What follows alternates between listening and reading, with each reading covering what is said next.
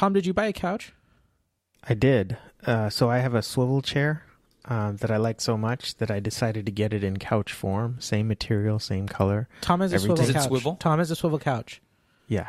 Tom's It's couch nice. swivels. You know, so in theory, a swivel couch sounds good, but I guess in practice, And in practice, it sounds good. I don't know, dude. How do you get that entire couch to like?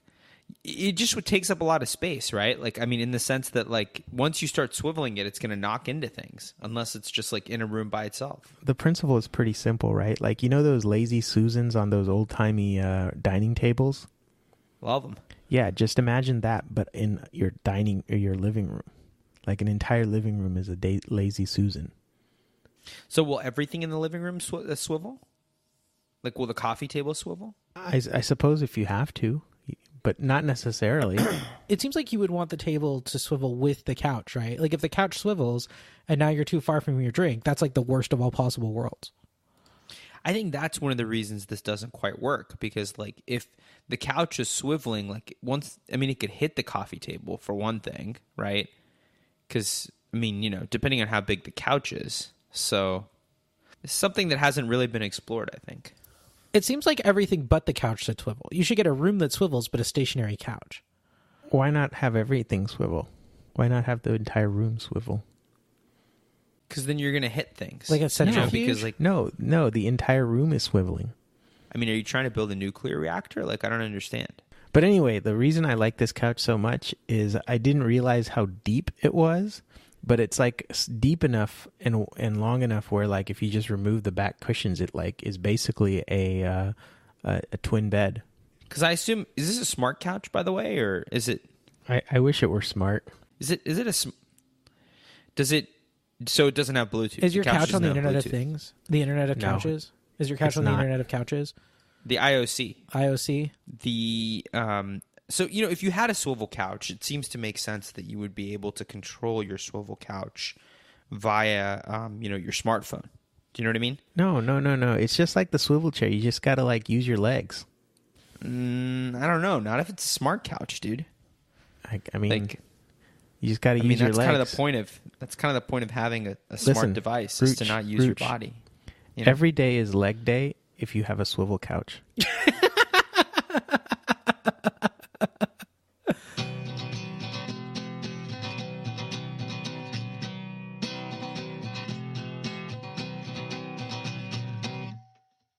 So, guys, I was talking about this on the Slack yesterday, but I think you guys either didn't read it or didn't care. So I feel like in either of those situations, I should probably talk about it on this podcast.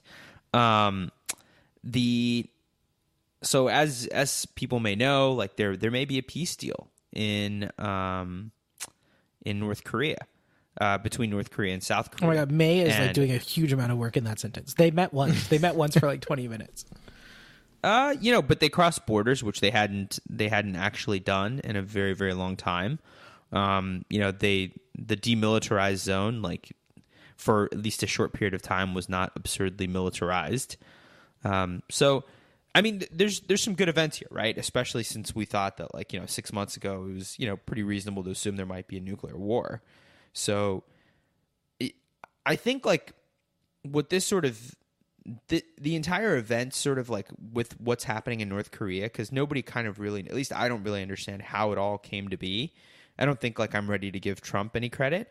But the interesting thing is it came to be without a lot of the activities that one would assume, that you would have normally from a globalist approach to foreign policy, right? South Korea and North Korea have sort of been... Are you saying that Trump doesn't have Jewish foreign policy? No. Globalism, dude. Yeah. No, that globalism is like their word for Jewish people. No, dude, I'm not. We've had a conversation before about how I'm not letting them take the word globalism. Okay, I think globalism is a positive thing. They don't get to take that word. Why are you taking globalism from my people? That's our word. It's no. No, you don't Why get is to it your reappropriate people's word? globalism. Like Italian people didn't get to reappropriate the N-word, right? If anyone's reappropriating it, it's me and not you. But it's their word. It's their word for me, not your word for me. It's their word for me, not your word for Hillary Clinton. You don't get to intercede in the globalism slur debate. I don't think it's a slur. I think it's a compliment, and I think it refers to a whole host of people, not just you. It refers to me. It also refers to other my wife people and my children and my parents. Like lots of people in my family refers are globalists. Like I come from a long line of globalists. Well, I mean, everybody in my family is a globalist. So No, there you go. hey, Ruch, that was appropriation. You can't just appropriate by slur. Man, remember? Did you see like a week ago when like Governor Cuomo got out and he's like, "I'm an undocumented immigrant and I'm an African American and I too am Sing America. Ain't I a woman?" That's what you're doing right now. It was ridiculous when Cuomo did it, and it's more ridiculous when you do it. Dude, nothing was more ridiculous than Cuomo calling himself an undocumented immigrant, okay? Like, that's absurd, okay? Like, that's absurd on its face. And so I think it's, so I think China has proved that you don't need a democracy to have a prosperous society, right? Or a wealthy society. And or capitalism. You don't need... Yeah, well, yeah. No, I think they have capitalism. No, that's not true, though. This is backfiring on Ruchit so bad. But it's not factually true, though, because they're as capitalist as anybody. They're probably the most capitalist country in the world right now. No, God. No, they are. This is you've had some like pretty steamy takes before, but this is like no, like have you like actually, I mean, you guys can laugh, but like go to China and go see how cutthroat competitive that economy is and then tell me it's not capitalist. Like, I mean, that's absurd for you guys to say. You don't know anything about China, I guess, so I guess it's easy to laugh about. Well, Rich, you don't know anything about globalism. No, I know quite a bit of it. I studied globalism. No, come on. We all studied globalism in our poli-sci classes about how multilateral institutions are necessary to maintain the peace. Well, they sort of are. All right, here's where I'm going with this, right? Yeah. Which is that I think we've had 70 sort of years of dogma on, let's call it, number one, what it takes to have a peaceful world, what it takes to have a prosperous society. And I think China, on the prosperous society front, has shown that you don't necessarily need to have democracy in order to have a prosperous society. I think that's obvious, right? Well, I think they've been showing it, right, for like the last 20 plus years. I don't think it was obvious 20 plus years ago, right, when Western institutions were and when Western countries were encouraging everybody to be like us in terms of have a democracy so that you can have innovation and so that you can have you can have a prosperous society. That's certainly been a dogma that I think China has disproven. And here's where I'm going with this. It's that I think this peace deal with North Korea, at least if there is one, at least in the short term between North and South Korea, will show that maybe you don't need strong, robust, multilateral institutions. And I think that's really important if you believe that strong multilateral institutions are good, as I and fellow globalists do. Oh my God. This is one of your like worst takes. This is up there with like Mike Huckabee is funny. No, as like one of your worst takes. I think this is really, I don't agree with this conclusion. I think in the short term, you could take away from this, and I think many people will, that, hey, North Korea and South Korea kind of are working out their problems. And I think what will happen in the end here, if they do work out their problems, is part of the deal will be a U.S. withdrawal from Japan and South Korea, withdrawing our troops from that area. And I think that will be exactly what sort of the isolationists want, which is to say, hey, we don't need to be global policemen. We don't need to have troops in all of these far-flung places. This area can be peaceful without any U.S. intervention or, frankly, any global intervention. And I think it's important to notice that that's kind of happening here. That's happening. And I think it's just something I think our listeners should watch for. They had one meeting. This isn't even the first time the North and South Korean leaders have met before. Like, they had a meeting, right? Like, it's like, I don't know, AJ. I mean, like, I don't think it's just a meeting. Like, they're talking about calling an actual end to the Korean War. They're talking about denuclearization on the Korean Peninsula, which they've talked about a few times before. But like declaring an end to the Korean War, which has been an armistice state, I think these are big events that are happening. Like, I think we'd be stupid to sort of ignore it. Well, so here's here's the opposite take, right? The whole point for North Korea to nuclearize was so they could denuclearize, right? Like, remember when Gaddafi pretended to have a chemical weapons program so that then he could get rid of it? Like, that was the whole jam, right? If you're like some country that's not actually like gonna go to war and everybody's annoyed with you for having nuclear weapons, so you develop nuclear weapons for the express purpose of getting rid of your nuclear weapons to like get a bunch of concessions out of other people that you wouldn't have gotten had you never nuclearized, right? I don't think that's I don't think but that's... like the whole point of getting nuclear weapons was to denuclearize. No, the whole point of getting nuclear weapons was to make sure that no one would invade them, which has been successful, right? Because Gaddafi got toppled. But no one invaded them no one invaded Libya or North Korea before they got nuclear weapons. Really? I mean, do you remember the Korean War? Yeah, the guy who invaded North Korea got fired. Like, the guy who veered too close to China got fired. Right? Remember that? Like, no one actually wanted to, like, yeah, I don't know. I think this is like I think you're reading way too much into a meeting. All right. Yeah, I think no. I get that you're saying that. I think it's something that our listeners should sort of be on the lookout for, that this is sort of a big event. And I'm not the only one that happens to think this is a big event, right? You know, I think especially if you're a liberal, I think you could look at this and say, listen, I don't want to give Trump credit for anything, so I don't even want to think this is a big deal. Well, okay, hold on. I want to separate those 2 points, right?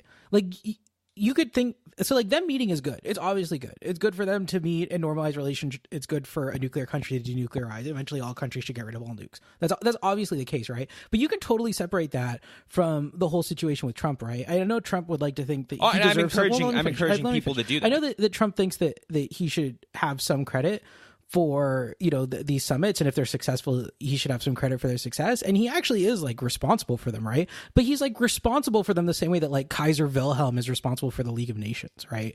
Like, he's so awful that like North Korea took matters into their own hands, right? That's like basically what happened, right? And so, you know, like he clearly is it seems fairly obviously to be a direct cause of what's happened, but that doesn't make it good, right? That doesn't make him good or say that the actions that he took to get there are good, right? It's like fortuitous, like it's like lucky, but he doesn't like get credit. He wasn't like, he didn't like consciously peacemaking. No, I agree with you completely on that. And I think that's sort of where I'm coming from here, which is I'm saying that there will be an argument that I believe that will be made and I'm saying if you're a globalist like I am, be ready for it. Oh my right? God, you have to stop saying that. You have to stop saying that. Can we please move on? You've offended every one of our listeners. You have to stop using that slur. All right, here's what's in the Google Doc. It's not a slur. I'm not letting them take the slur. I'm not letting them take the word and say it's a slur. Here we go. You ready? Here's what's in the Google Doc. We got Jambalaya Gate. We've got Alex Perrine on Paul Ryan.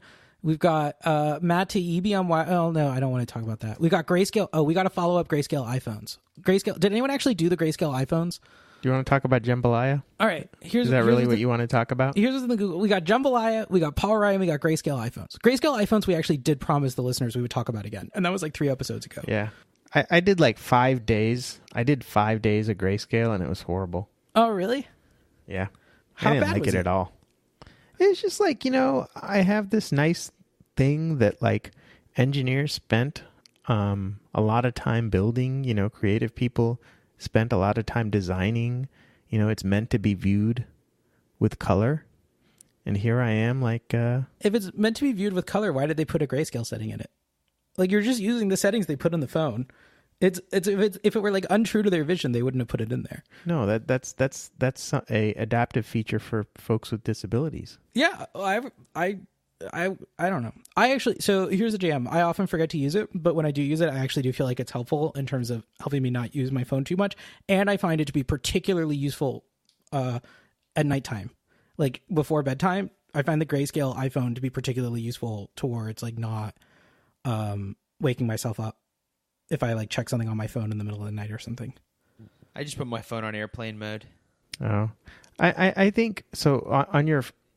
On your first point, like I think like if your goal is to stop using your phone as much, I think you need to identify the apps that you have on your phone that are negatively sucking time from you and delete those apps. Deleting like Facebook and Instagram has been a great boon. Oh, I do that.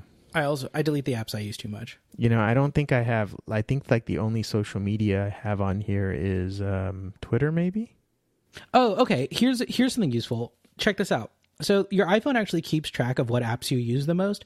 Open the settings screen, and then go to battery. Oh. And then under battery usage, you can check. But that's battery usage, though. That's not. No. Hold on. Okay, it says last 24 hours, last 7 days, and then there's a clock. Tap on last 7 days, and then tap on the clock. I mean, yeah. Okay, so in the last 7 days, what are your like top 4 apps? Oh wait, no, I don't have last 7 days. I have last 2 days. Oh well, okay. Let's do last 24 hours then. In your last 24 hours, what are your like top 4 apps in terms of on-screen time? Tweetbot, Overcast, Automatic, News, app, Maps, Phones, Messages. Ruch, what do you got? 10. Oh, I didn't do it, dude. Not interested. You didn't do the grace? No.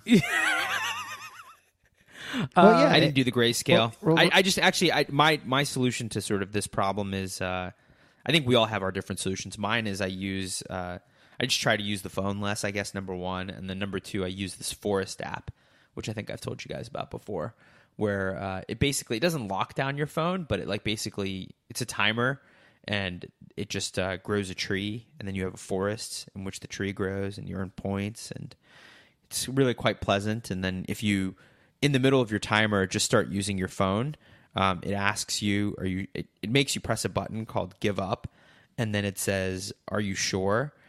And if you do, are you sure? Because you'll kill your little tree, and then you'll have a dead tree in your forest. Oh my God. Yeah, it's pretty awesome. Like really drastic. So what? So when you're done using your phone, you turn on the Forest app? Not always. I think I just sort of tend to notice when I'm overusing my phone, and when I notice that I'm overusing my phone, I just say, okay, listen, I'm going to plant a tree for 20 minutes or 30 or 40 or whatever the case may be. Can you link this in the show notes? This sounds dope. Does the tree work in grayscale? Can you grow a gray tree? Does it have to be green? So yeah, there it is. Wait, this is dope. The Forest app. Yeah, it's pretty great. I don't think you've told me about this before. No, I thought I had.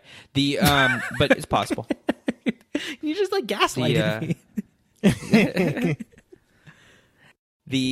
But yeah, it's pretty awesome actually. And you build a little forest, and then you earn some points. But I think like the most interesting thing about when you use this app is you notice how often you check your phone. Like you will actually notice it, because like when you pull out your phone and you'll be like, oh, right, I have a tree. And then you'll see the amount of time that you have left on the tree. And you're like, oh, I have like 22 minutes left. And I set a 25-minute timer. And then, you'll check it again. You'll be like 18 is like, wow, I have this like tick where I'm like checking my phone every handful of minutes for, reasons that are not clear, that are just like habitual, right? It's like action without intention.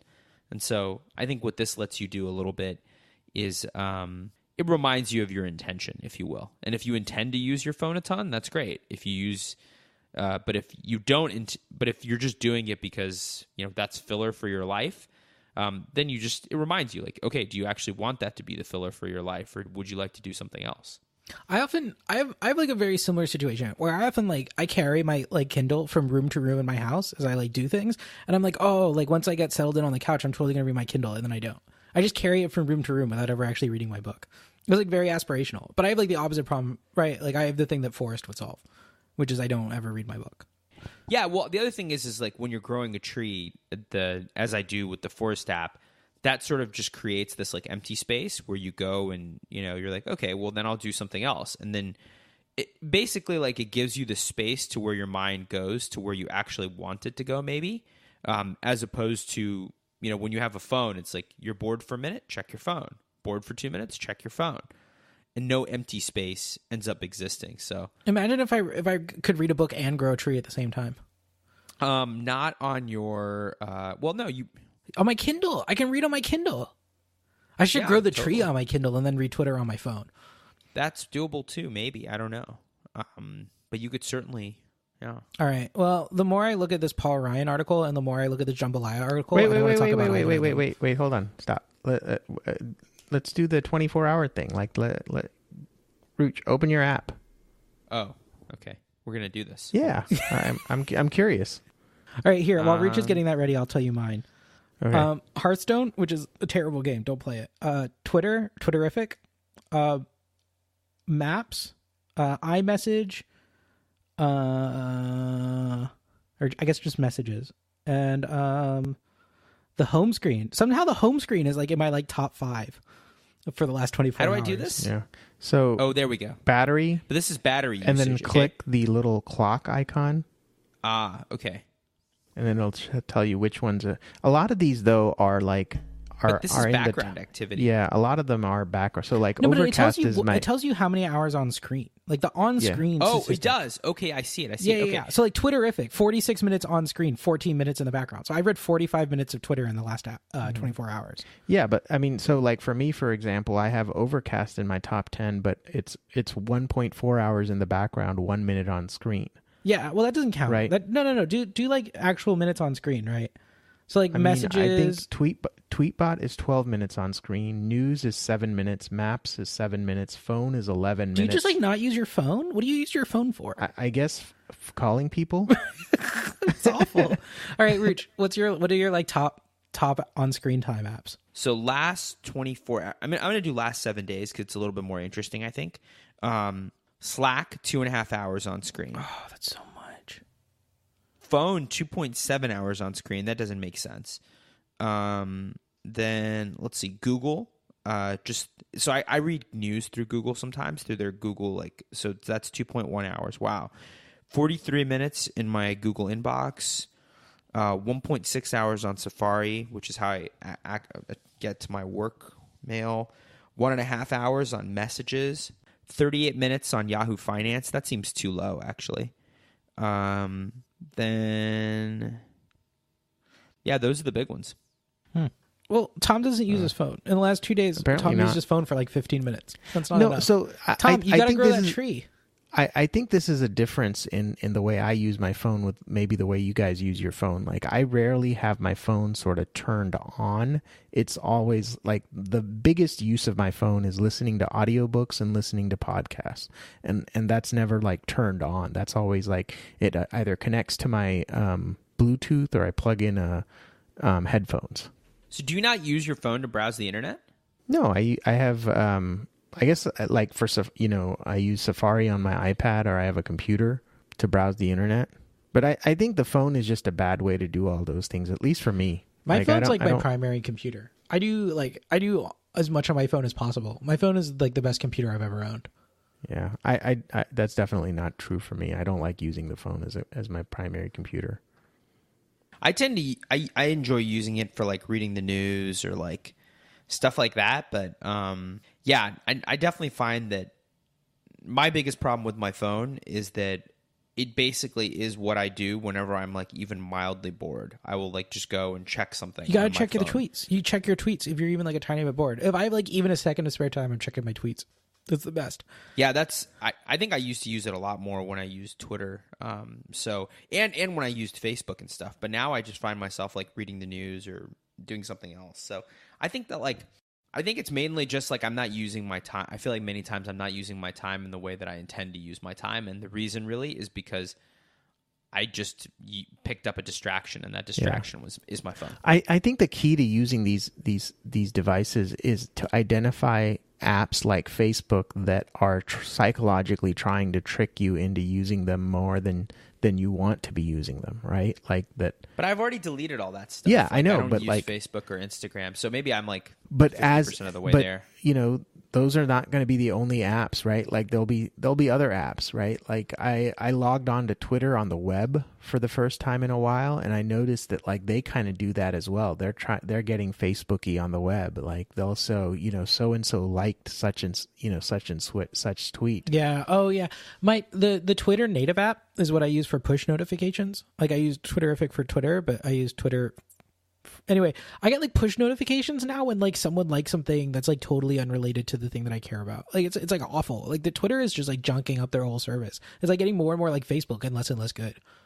It's awful. Yeah. I blame Ruchit. For not using it. Yeah.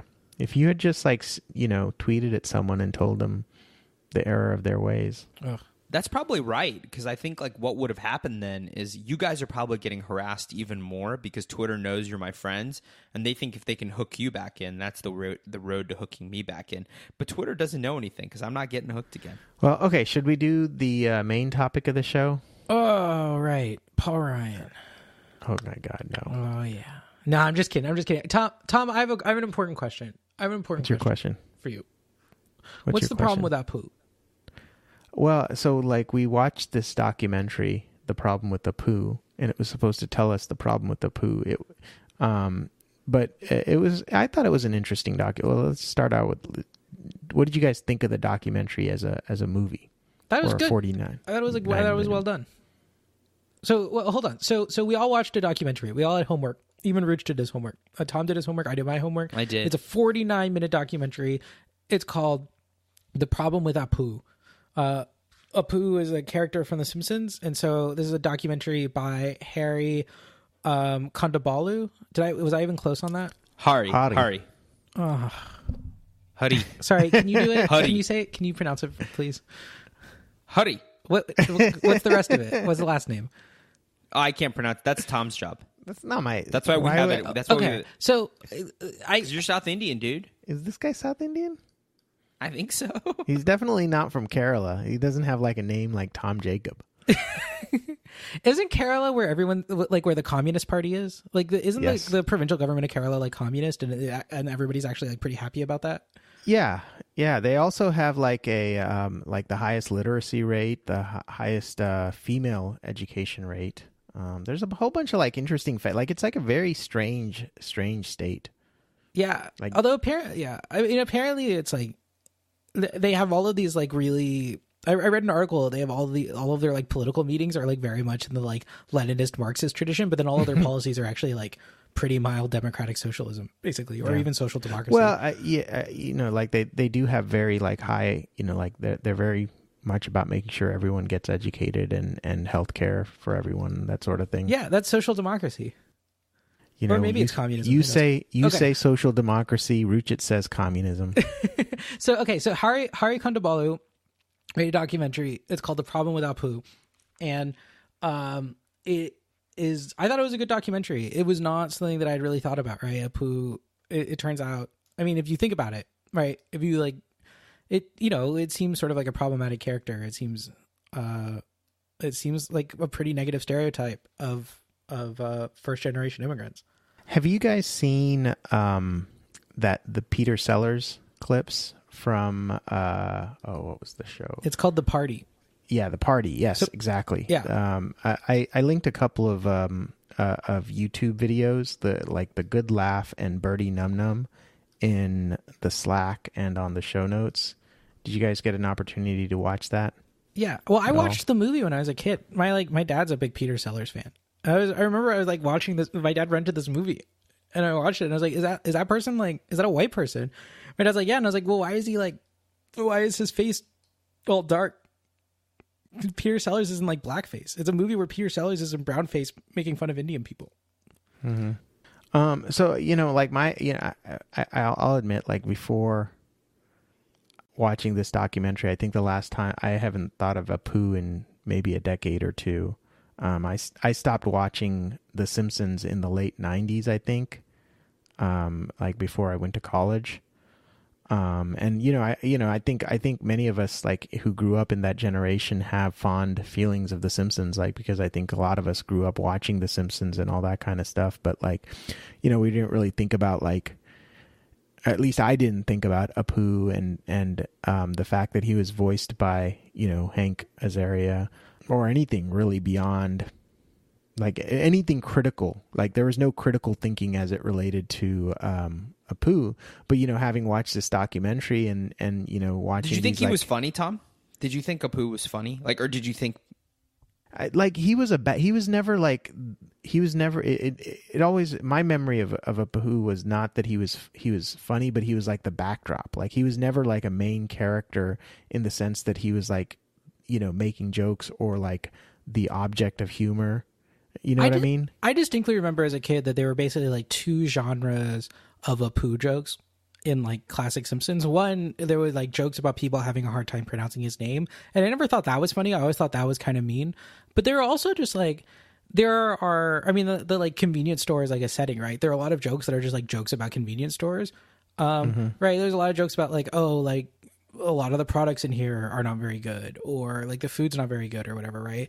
And sort of one of the points that the documentary makes is that some of these jokes were like the stereotype of the like venal, greedy, unethical like immigrant, right? Where he like, you know, is like putting dirty food on for sale, and he's like, oh, like there's no meat of like such poor provenance that I won't try to sell it in my convenience store or something. And that, like, you know, like I guess when I was a kid I didn't really think that was making fun of immigrants, but now that I've like thought about it as an adult, it's like a real different perspective. That's what I mean. Like when I was watching it, there was no critical thinking going on at all. Yeah. You know, it's like me browsing Facebook, if you will. So, you know, having watched this documentary and you know, watched these Peter Sellers clips, like, you know, I can't find any substantive difference between the treatment of Apu and Peter Sellers characters. I kind of think maybe that's right. maybe you can, maybe you guys can identify some differences there that would say, you know what, Peter Sellers was not good in The Party and Apu is good, but like I just don't see a substantive difference there. So I think the movie made kind of like, it talks about this a little bit in the Slack, but the kind of three claims that I thought were interesting, I think notable. And I agree with you guys. I thought the documentary was good. I think people should watch it. I think it could have been better, and I think maybe my discussion of these claims will talk about why. One sort of discussion that was had in the Slack was about, well, listen, everything in The Simpsons, and this discussion is actually raised in the documentary too, is that everything in The Simpsons is a mockery of someone. So Mr. Burns is a mockery of a rich dude. You know, Homer is a mockery of an American dad. In fact, a lot of people's interactions with Apu even are mockeries of Americans' inability to understand immigrants, and kind of the post, I guess the post Iraq War, or not Iraq War, the post terrorist attack episodes where you know, there's characters in The Simpsons that like where Apu is saying like, you don't even know what country I'm from, you know, or what have you, and it's the joke. The point I guess I'm saying is that I think there's one argument to be made that The Simpsons is a joke on everybody. And it's not just about Apu, it's about everybody.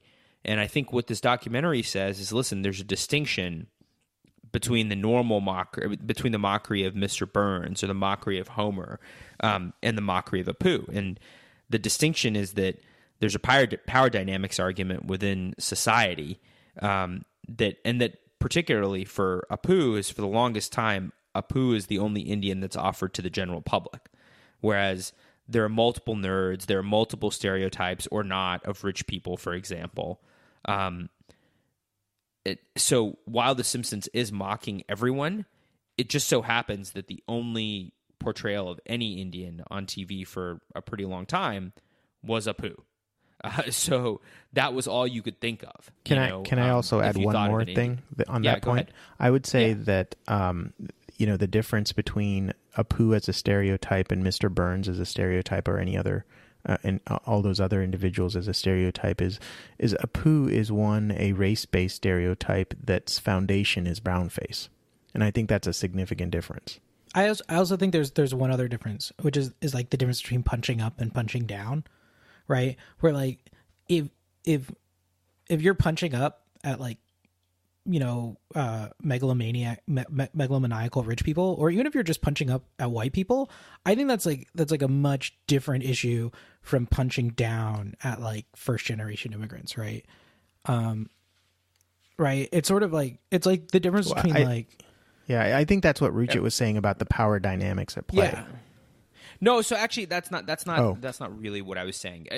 I think So I disagree with you guys on that point, like what you just said, AJ. But I think if you're mocking somebody, you're mocking somebody. I think what it doesn't matter whether that somebody's powerful or that somebody's sort of not powerful, right? You're mocking them unless they've done something that's deserving of being mocked, right? So I think maybe that's a little bit different, right? But if you're just mocking Americans at large or dads at large or rich people at large, to me that's bad. I think what makes the Apu thing different, and that this is what I meant, I guess, when I said power dynamics, is that there was no other portrayal of Indian people or let's call it first generation South Asian immigrants in society except the portrayal of Apu. So if you were a person growing up and you didn't really know any South Asian people, the only South Asian thing that you got exposed to was Apu. And it was that mocking and that stereotype. So it's one thing, I guess, if you have like 50 different portrayals of South Asians, and just tons of interactions with South Asians, and you can insert any group in the place of South Asians here for the purposes of my argument. It's different if that's the case versus you just have one. Yeah, and I think that's a good point. That was sort of my main thing on kind of the power dynamic. I mean, that's what I meant when I said power dynamics. But I see what you guys are saying. As sort of an aside, can I ask why, Ruch, you believe that if you're mocking someone, it doesn't matter whether you're mocking someone with or without power? So I think so you can mock someone in particular, or you can mock a group. So let me say this. To me, it does not matter if you are mocking a group that has power or a group that does not have power. To me, you're mocking them. And then we should say, well, what is the basis on which you're mocking them? Like, do they deserve to be mocked? Like, do you know what I mean? As opposed to take two groups of people. Individuals are different for the purposes of my argument, right?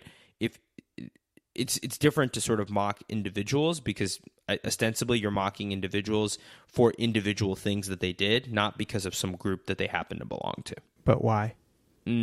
I think it's, why are individuals different versus groups, or why do I have this view on groups with power versus groups without? Let's stick with the groups with power. It seems like you're saying, well, if you're mocking a group with power, it doesn't really make a difference whether they have power or they don't have power. I think it's mostly about fairness, right? Is that if you're mocking a group, we should evaluate whether you're doing it fairly or unfairly. And that should be sort of the basis, and not like, okay, well, you're mocking a group with power, you're doing it in a completely unfair way, but hey, it's a bunch of people that have power, so who gives a shit? Do you know what I mean? To me, I wouldn't come to that conclusion. To me, I would just say, okay, well, what's the basis on which you're mocking them, whether they have power or not? Mm-hmm. Well, doesn't the fact that they have power play, like, isn't that at least a factor in the fairness question, right? Like, that if a group has power, then they're more likely to be able to withstand mocking than a group without power. Isn't that a fair statement? So no, that's not how I come at it. The way that I come at it is that just because you can have power and have done absolutely nothing wrong and nothing worthy of being mocked. You can be a group that's done nothing worthy of being mocked, but just because you have power doesn't make you fair game. Do you know what I mean? Whereas if you were a group that had no power and also hadn't done anything wrong, do you know what I mean? But let's I think there's something funny about just about any group, right? Like just about every culture, every group, every has something funny hobby, every group of interest or people who like pursue some hobby, like every interest group has their own jokes that they tell each other about themselves, right? Like, Ruch, you have all of your like Gujarati jokes, like Gujarati people are like cheap or whatever, and I have dude, that like, is Lily such and a. I'm teasing. No, I'm that's teasing. like your joke. That's like your joke that you tell. Whatever. Maybe you don't tell that joke. Maybe I'm racist now. But and like Lily and I have jokes that we tell each other about our culture, right? Like I think every culture, every group of people has jokes that are funny about them, right? So the question isn't like, oh, is there something to say about this group? Because every group has something that a comedian could say about them, right? The question really is like, is this an appropriate message? Is this a good message? Is this a worthwhile message to be spreading about these people, right?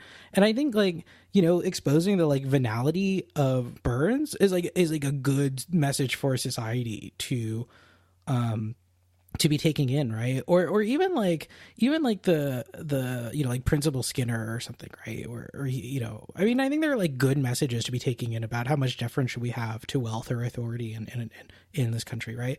Whereas like I don't know that there's like a real message to take away from the Apu character that is something you would actually want to like internalize or teach your children, right? Like the message of Mr. Burns is that like there are some like real horrible societal ramifications from the way we distribute wealth in our country. And then the takeaway message from Apu is like, sometimes Indian people want to sell you bad meat. Yeah, I don't know. I mean, I think that like let's judge both of it on the substance of it, right? So you can have I think you can have a substantive debate without having to say, well, because this person has power, they're fair game. You know, I think that's where I would draw the line. But what I mean is that like, when you have powerful in-groups, it seems to me much more likely that there's like a societally worthwhile message to be making. Well, then there will be one, and we can just talk about it on the merits, right? If that's the case, then it won't be hard. You know, if there's a worthwhile message to be had, then just have that debate. It seems like in the case of Mr. Burns, for example, you know, like the power dynamic plays into that message, right? The power dynamic is the message. Yeah, I guess yeah. Well, and I guess, you know, like the bigger point is maybe Ruch, you're not saying this at all, but like I think like you have to at least consider the power dynamic in determining whether in determining the substance of the mocking. No, I think you could look at the substance of the mocking, and to me, it just doesn't. To me, the merits argument is persuasive enough, or it isn't. I think you're saying the same thing to each other. I think you're just saying it differently. Well, but that's, you know, but like AJ was saying, like what happens when the substance is about the power dynamic? Yeah, that's totally fine. I mean, that's the substance. No, but I don't think again, maybe my claim is narrower than I'm making it. But what I'm saying is like, if you say, listen, there's not really any substance to attacking Mr. Burns, but you know, he's a rich guy. He can take it. Who cares? You know, to me, that's the issue. It's not if you say, hey, there's a real problem in our society in terms of wealth distribution, blah, blah, blah. And Mr. Burns, the portrayal of Mr. Burns illustrates that point. I was like, okay, all right, fine. That's a substantive discussion that we can have, and we can agree or we can disagree. But we're not just saying that some people are fair game, you know, because just because. Do you know what I mean? I think you and Tom are saying the exact same thing back and forth to each other. So here's my second takeaway from the movie. There is, I think that the documentary claims that there's a distinction between, and this is probably my biggest issue with the movie. There's a distinction between Hank Azaria stereotyping the Indian immigrant versus Russell Peters. So Russell Peters is an Indian comic who I actually don't even think is that funny, but he's an Indian comic. He's a Canadian comic of South Asian descent. So the distinction between Hank Azaria stereotyping an Indian immigrant versus Russell Peters, who is of Indian descent, mocking Indians, and mocking first generation Americans. So a lot of Russell Peters' shtick is mocking his parents and promoting sort of negative stereotypes of first generation Indians, and that's been hugely successful for his career. And to me, there's not really. That's where I disagree. I think actually maybe Russell Peters mocking his parents is worse than Hank Azaria stereotyping like through Apu. You know, I think it's maybe worse because when Russell Peters sort of consistently mocks his parents, and he does it in a public forum, right? It's not like the three of us hanging out and, you know, one of us makes some joke about first generation Americans or whatever, or first generation, Indians or whatever. He's doing it in public, and lots of non-Indian people go to his shows. Tons of them do.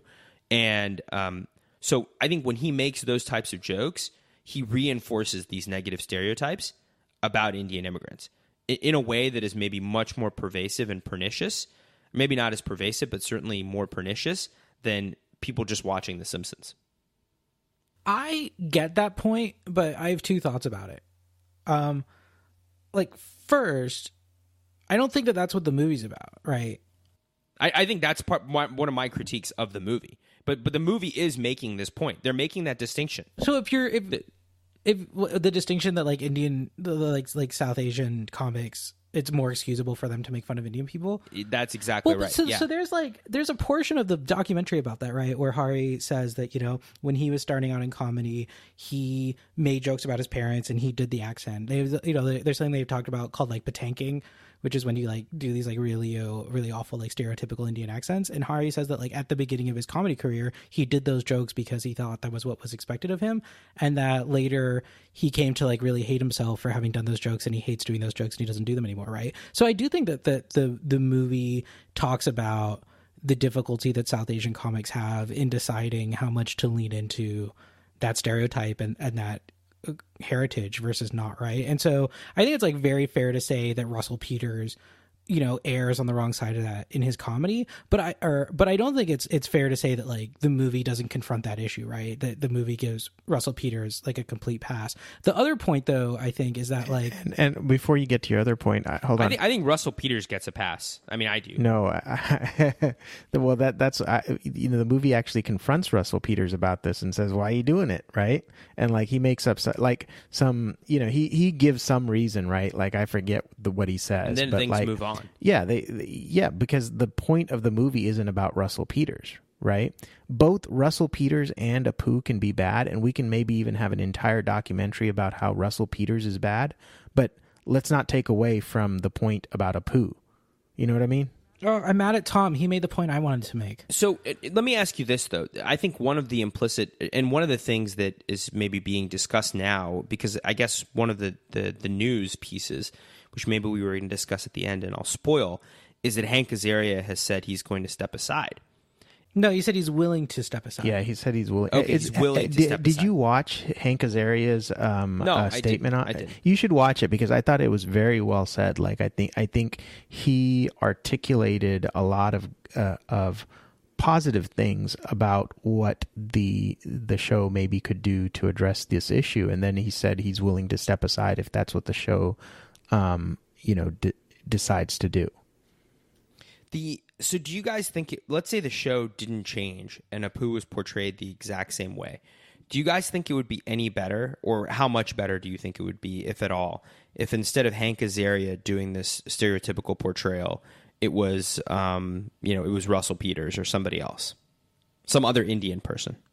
I mean, I think that would be better just in the minimal sense that there are so few popular South Asians in the media. One of the points that the documentary makes is basically every famous South Asian person is in the documentary, that you can like count them on 2 or 3 hands and put them all in one 50-minute documentary. And so just having one more person have a chance to like progress progress their career on a big stage is like a big deal. But the second point is that I actually don't think they should retire Apu. I mean, I think they probably should if they can't think of something good to do with it. But I think a better thing to do would be to really sit down and think about if there's sort of like a positive way that they can have the character continue. It's like those people who like were so, you know, like when there was the debate about same-sex marriage, there were a bunch of people who were just like, oh, I think we should get rid of marriage. And actually my wife made this point to me, you know, that's basically like saying, well, marriage is fine when it's men and a woman, but as soon as, you know, people who aren't me want to get married, I'd rather get rid of the institution than extend it to these other people, right? Like, I don't know that they need to get rid of Apu, and I don't even know for sure that they need to get rid of Hank Azaria, but I do think they should sit down and think about how they can, you know, increase the diversity in their cast and, you know, change the message that they spread through that character. So here's my third sort of observation about the movie. And it's that the movie is really about first generation South Asian Americans' experiences. And by that, I mean Hari, Aziz Ansari, you know, so I think Kal Penn, Asif Mandvi, so on and so forth. People that were, by and large, either born here or they're like me and they came here at a very young age, as opposed to what I'll call the immigrant generation, which was sort of our parents, right? And go ahead, though, AJ. Did you want to say something? Sorry. Oh, no. Earlier I used first generation immigrant to refer to like the immigrant generation, and you just used it to refer to the children of the immigrant generation. And technically those are both accurate uses of the word first generation. There's like, anyway, sorry. No, keep going. Ignore me. Yeah. So I was just going to say that there's I'll define the immigrant generation as sort of our parents' generation, and first generation as us. Even though I'm under some definitions, I'm not first generation because I wasn't born here. So I think we'll just say like the people who are our age and then the people who are our parents' age. Yeah, I think that's right. Okay. So the focus of the movie is really on people that are our age and not on our parents' age. And in my opinion, it would have been a much better movie had it actually focused more on the parents, because I think that's where the really interesting stories are, or more interesting stories, I could say. And I think like that would have been much more interesting to sort of say, hey, here's how Apu, as an immigrant, if you will, is portrayed. But that's not actually what, number one, Indian people of that generation are. It's not accurate, and it's hurtful in many instances. And instead, like, we can actually tell you the stories of our parents. But I think this was just a really, and this is maybe my second biggest critique of it, it's a pretty self-indulgent kind of movie, right? And maybe that's a documentarian's right, is to talk about the things that are important in his or her life. But the focus is on the pain caused to, Hari and Asif Manvi and Aziz and Kal Penn and so on and so forth, when I would have been more interested in sort of their parents. And there is a small scene with Hari's parents, but I think it would have actually been a way more interesting movie. The ironic thing is, just like The Simpsons might have been a little less funny without Apu portrayed the way that he is, I think this movie would probably have been a lot less funny if it didn't have all these comedians in there, as opposed to having their parents. Really disagree. Ruch, hold on. Yeah, well, Tom, you go. I think that, the movie that you're talking about, Ruch, would be a completely different movie, right? Like, when the Simpsons were, hold on, when the Simpsons were airing, it's not as if like my dad and mom were watching them, right? Like, it's like people in our generation that were watching the Simpsons, right? And so I think that's why the movie is focused on that generation, is because we're the ones that grew up watching the Simpsons. And maybe to our detriment, not critically thinking about what we were watching. I think there's another point there, which is just that like Ruchit would rather have this movie had been a different movie, right? Like, it also would have been a more poignant movie if it had been about that's part of the critique, right? The humanitarian crisis in Yemen, right? But I think it's fair to say that maybe there were things that you're more interested in seeing, or stories that are more important to tell. But I think the critique is that like the movie should have been a different movie from the movie that it was, right? But yeah, you see what I mean, right? Like I feel like Ruchit is like, oh, like there was a documentary about this subject, right? Like Hari made a movie about like his personal experience with the character Apu, right? But like, and I get it, right? Like that is sort of maybe is something that it wouldn't be as interesting to you, but I feel like that's like an unfair critique of sort of the thesis of the movie, and you're just saying that I would have been interested in a different thesis. No. I don't think that's an unfair critique. I think it's a totally fair critique, because he's making a choice about sort of which generation of immigrants to sort of focus on, and which generation of immigrants is sort of pain and difficulties and struggles to focus on. And because Apu does sort of transcend generation in that respect, right? Because I think there's a decent argument to be made that a way more prejudice was felt by our parents as it relates to that portrayal, as opposed to by us as kids growing up, with Apu being the story. So that's a deliberate choice that he makes in terms of focus. It's not as in like, oh, well, you should have made a movie about Yemen. I don't think that's a fair. I don't think that's actually the comparison. Well, I think the point is though that the movie about the Indian American, the I guess I don't know what we're calling them, first generation, or basically our parents' generation would have I think significantly different topics than a movie about the people that actually grew up watching The Simpsons, because I think the movie does explore, and it is a topic that needs to be explored, is whoa, like here we are, the people making this movie, this same generation, and we grew up watching this stuff, right? Like you know what I mean? I mean, I think the key thing is that Hari Kondabalu made a movie about his experience growing up with the Apu character, And his parents' generation are older than the character, right? Like his parents' generation couldn't have grown up with the character because they were already adults in the 1980s, right? They were busy telling Hari to stop watching cartoons. And so I really do. I know Ruchit disagrees, but I really feel like his critique is that of the movie is that it should have been about a different thing than the thing it was about, which is like fine, right? It's like fair to say that there are other topics that are more interesting to you, like that, you know, like maybe the immigrant generation's experience is more interesting to you, and maybe it actually is a more important thing to make a movie about. But I think that it is sort of I don't think it detracts from like the thesis or the thrust or the point of the movie, right? I think you're just sort of saying that I wish the movie had been about another thing. Did you guys see the hate mail that Hari was getting as a result of this this documentary? You linked it. Some of it's like very racist. Yeah, some of it's kind of funny. Like there was this one dude who is just like, you know, it's your fault if Apu dies. Another guy was like, Hari is a disgrace to his religion. I don't know why. And then there's like, Hari looks like an ape. And my theory is that this guy said that you know, told Hari that he looks like an ape. Maybe he actually, it was a typo and he meant to say Hari looks like Apu, you know? Oh, because he thinks Apu looks like an ape. Is Ruch okay? We lost Ruch. I think we lost. I just heard Ruch. some like horrible sounding coughing.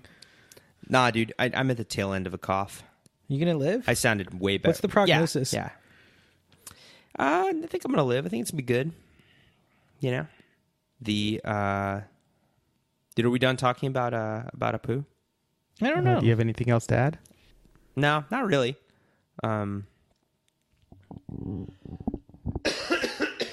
God, he's really dying. Ruch, don't die. It's just a cough, dude. Yeah, but It's fine.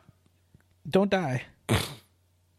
I mean, well, thanks. I appreciate it. And apparently there's a movie. So, you know, one interesting last point on Apu is apparently, I don't know if it was the creator of The Simpsons, but somebody on the show was talking about how the name for Apu comes from this series of Indian movies, actually, called the Apu Trilogy.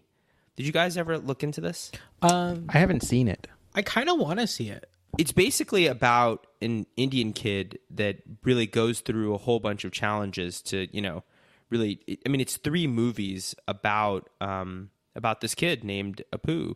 They're these Bengali films, and apparently they're called among the greatest movies in the history of Indian cinema. So they're based on 2 Bengali novels, and they've won a ton of awards. But it just made me think that, like, you know, I don't think the creators of The Simpsons were being a bunch of, like, I guess, racist assholes.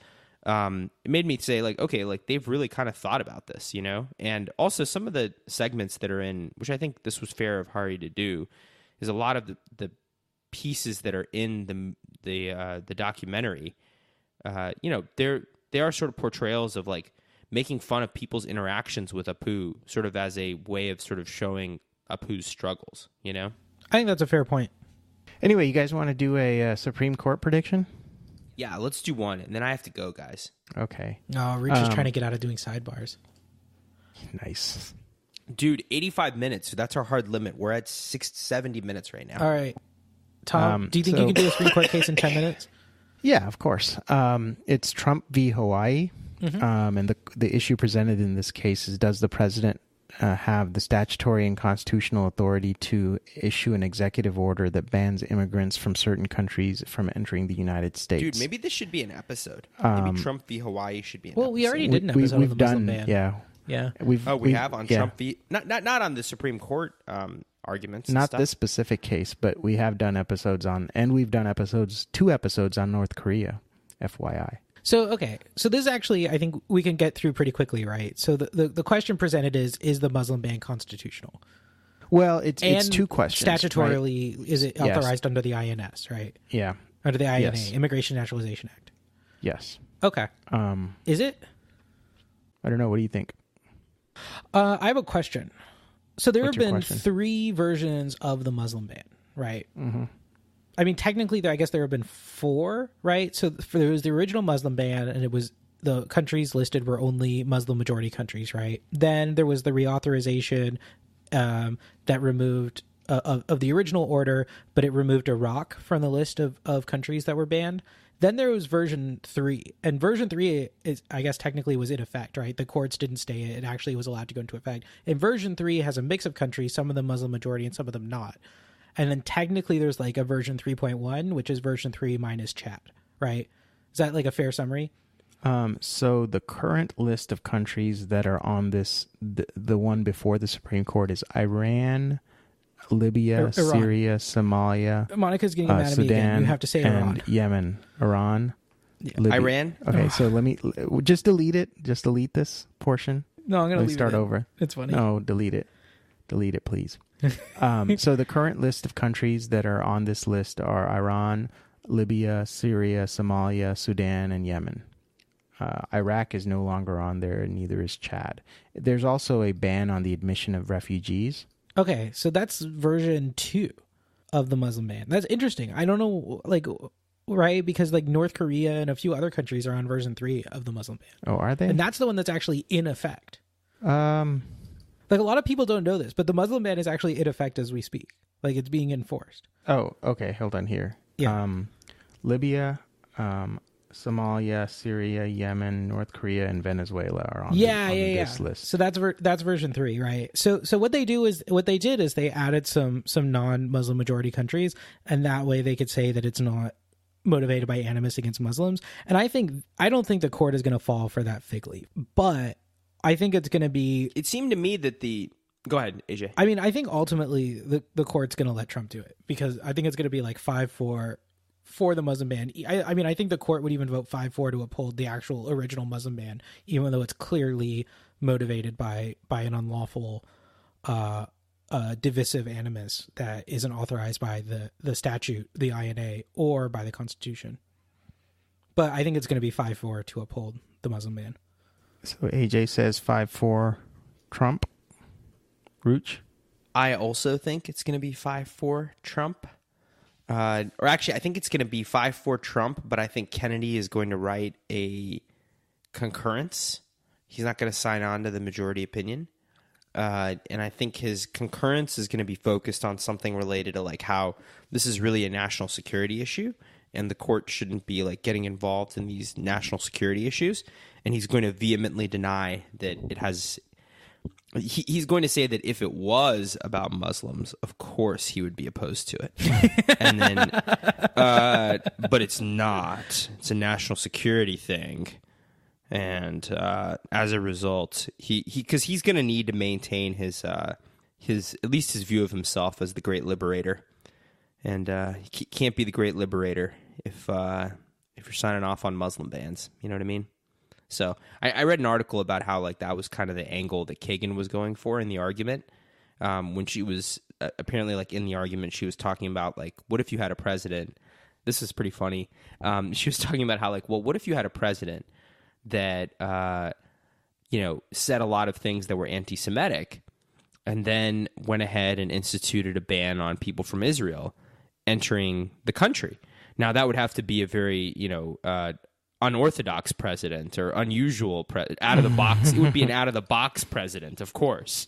And everybody started laughing apparently throughout the courthouse, and I guess the Solicitor General also started smiling or laughing. And she was like, would that be defensible? And he's like, well, he effectively said that's not really going to happen, which is sort of a terrible argument. Yeah. But what the commentary that I read was the reason that Kagan was making that argument was to sort of kind of bring back for Kennedy that this really is, this is all about animus. You know what I mean? It's not about national security. Yeah. Well, I agree with you guys. 5-4 Trump, unfortunately. Yeah. So sidebars? Sidebars. Oh my God. Ruch, what's your sidebar? My sidebar is this article about Michael Novogratz, who is a big Bitcoin and cryptocurrency booster. No. All right, let's move on. Tom, what's your sidebar? Gosh. Like, Ruch, like your sidebar, like every week your sidebar can't just be cryptocurrency, or here's something that I'm buying that you guys should buy too. Dude, you just bought a couch. Yeah, and I didn't tell anyone where to buy it or if they should buy it. All right, I'm going to talk about something that people should buy. It's a New Yorker magazine article, dude. It's like a really good Good article. I'm moving on. Oh, I don't want to talk about it. But why can't it be a really good article? Dude, AJ, stop no platforming I am no platforming you. I'm not talking about Bitcoin. All right, everybody, are you ready? Abortionshirts.myshopify.com. https://abortionshirts.myshopify.com. Everybody go to this link. Everybody click on this link. You ready? Click on the link. Go to it. Go to abortionshirts.myshopify.com. Did you go to the link? No. Oh, jeez. Can you go to the link? Click on the link. My abortion shirts. Go to the abortion shirts. Okay, Tim Faust. Tim Faust is he runs all sorts of stuff. He has the podcast Heavy Medical. He runs Party World Wrestling, and he is selling. Guys, I have to go. He's selling T-shirts. Keep going, AJ. Okay, bye. He's selling T-shirts to raise money for Mississippi Reproductive Freedom Fund, so abortion services in Mississippi. So he's selling the 3 shirts. One of them says Ted Cruz was the Zodiac killer. One of them says abortion is rad, and the other one says abortion is healthcare. But you can buy these shirts. You can buy these shirts, and you can give money for abortion services. Out of every shirt costs $20, and out of that, about $10 goes to abortion services in Mississippi. Cool. You buy the shirt. You could get a shirt that says abortion is healthcare, and it is healthcare. He's right. My sidebar is called Illegal Primes. It's a Wikipedia article, which I thought was interesting. It is about certain prime numbers will be illegal in certain jurisdictions. And so an example they gave is, a computer program that bypasses the digital rights management scheme used in DVDs, and the distribution of such a program is illegal in the United States. And it's also an illegal number because it's a prime number. Wait, what is it? So what is an illegal? What is it? I'm clicking on this. It's a number that's illegal. That represents information whose possession or distribution is forbidden in some legal jurisdictions. One of the first illegal primes was found in 2001. So it's like a number that is outlawed. How did they do this? I don't know so much about the how, in so much as like the entire concept is kind of ridiculous and funny to me. These are prime numbers, but they're illegal. You can't distribute them. Yeah. I don't even know if we're allowed to talk about them on this podcast. Wow. Just whatever you do, don't Phil Carmody. Don't click the link. Okay, do we have enough stuff to record? Are we good? Ruchit already left. Yeah, we're good. Okay. Is Ruch mad because we didn't want to talk about Bitcoin? Oh, I don't know. I think he had something else to do. Oh, I'm worried he left because he was mad. No, I think he had something else to do. Okay.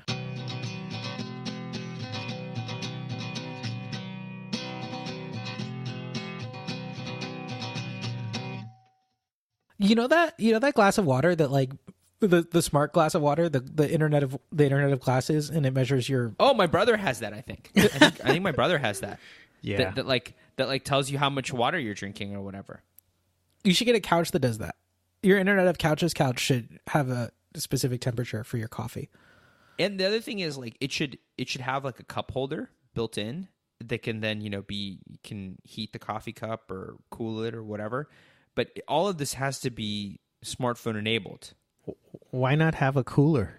Wait, Ruch, your brother really has that cup? He has the internet cup? He has a cup from the Internet of Cups? He has a connected cup. Yeah, he has a connected cup.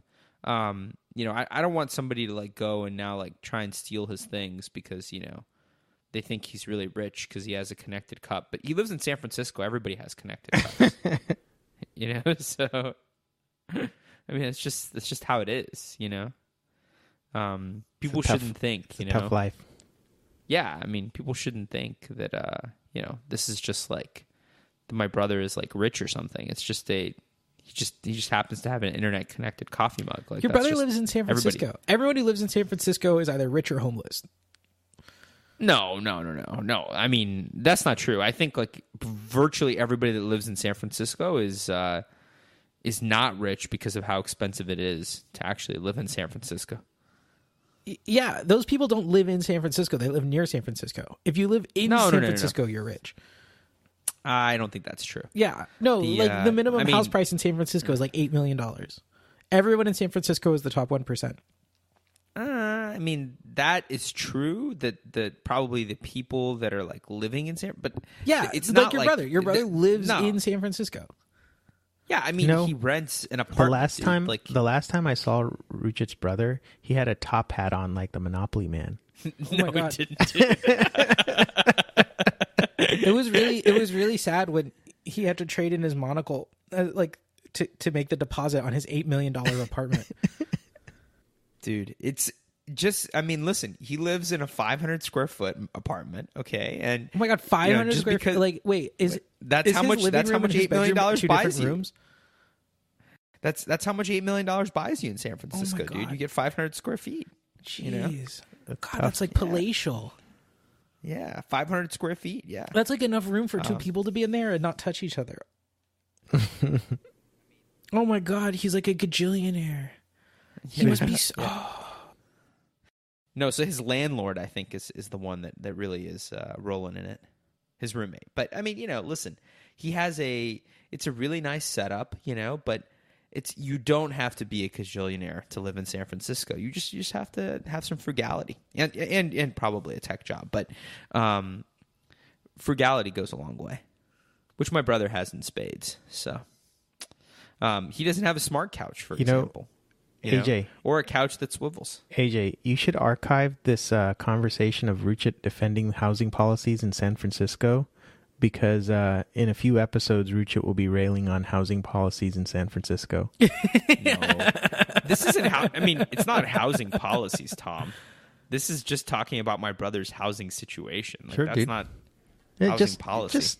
Just archive it, AJ. Just archive it.